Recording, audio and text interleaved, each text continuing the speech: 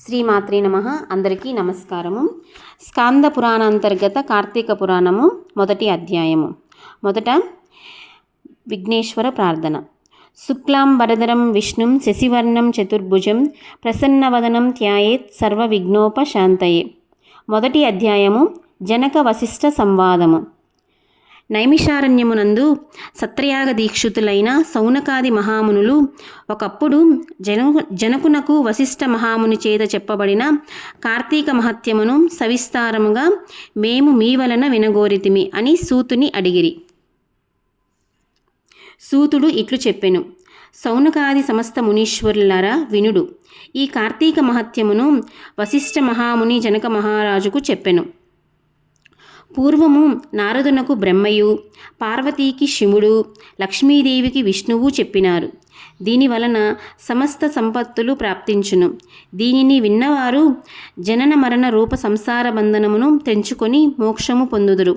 ఒకానొకప్పుడు దైవవశము చేత సిద్ధాశ్రమునకు పోవుచు వశిష్ఠ మహాముని జనక మహారాజు గృహమునకు చేరెను.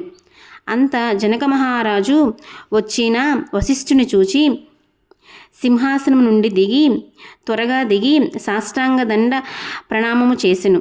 సంతోషపులకాంకితుడై అర్ఘ్య పాదాద్యుల చేత పూజించి ముని పాదోదకమును తన శిరస్సున చల్లుకొనెను. బంగారపు ఆసనమునిచ్చి వికసించిన తామర పువ్వుల వంటి కన్నుల గలవాడును సమస్త సుగుణ సంపన్నుడును అగు మునికి భక్తి భావముతో ఇట్లు విన్నవించెను: బ్రాహ్మణోత్తమ, మీ దర్శనము వలన ధన్యుడునైతిని. నేను చేయదగిన పుణ్యం ఇంకేమీయూ లేదు. ఇప్పుడు మా పితరులందరూ తృప్తి నొందినారు.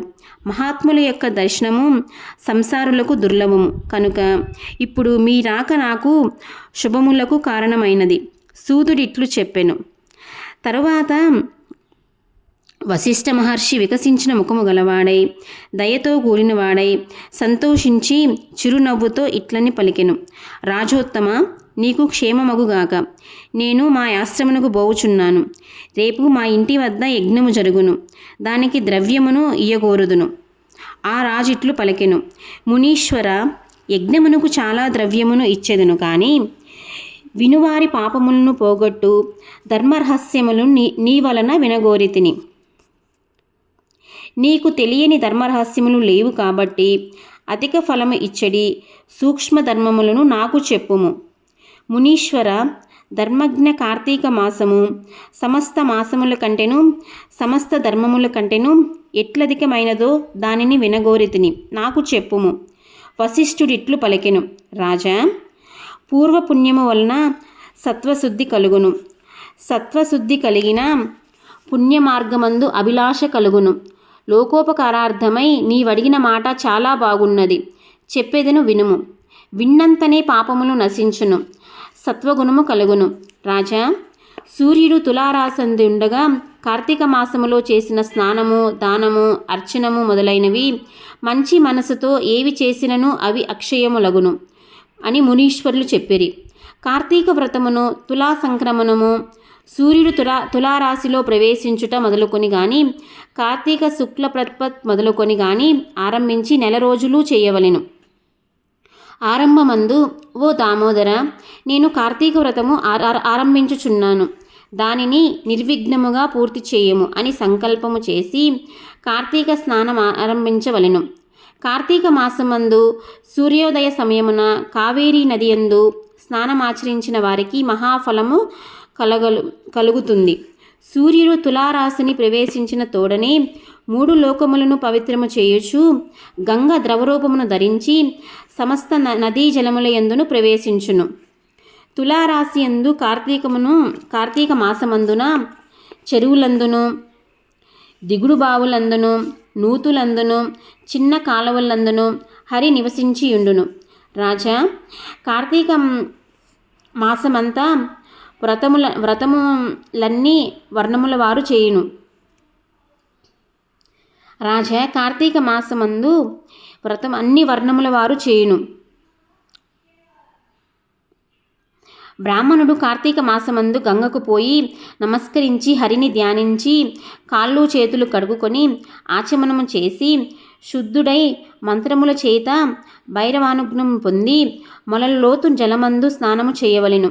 తరువాత దేవర్షి పిత్రతర్పణమాచరించి హరిభక్తితో అగమర్షణ మంత్రమును పఠింపుచు బొటనివేలు కొనతో ఉదకమును అలోడనము చేసి తీరమునకు వచ్చి అచట యక్ష్మతర్పణము చేసి ధరించిన వస్త్రమును పిడిచి కట్టుకొని ఉదకమును వదిలి ఆచనమును చేసి శిరస్సును వదిలి మిగిలిన శరీరమంతయు తడి వస్త్రముతో తుడుచుకొని నారాయణ ధ్యానం ఆచరించుచు దౌత వస్త్రమును ధరించవలెను.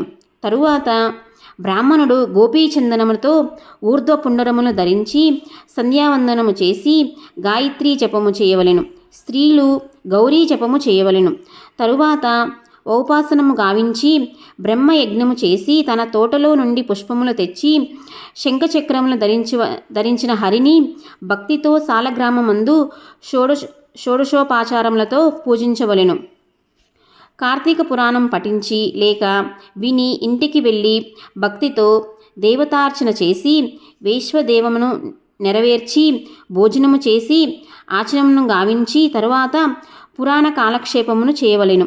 సాయంకాలము కాగానే ఇతర వ్యాపారములన్నిటినీ ఆపివేసి విష్ణువాలయమందు కానీ శివాలయమందు కానీ తన శక్తి కొలది దీపములను పెట్టి భక్ష్య భోజ్యాదులతో స్వామిని పూజించి వాక్శుద్ధితో విష్ణు స్తోత్రము కానీ శివస్తోత్రము కానీ పఠించి నమస్కారములాచరించవలెను.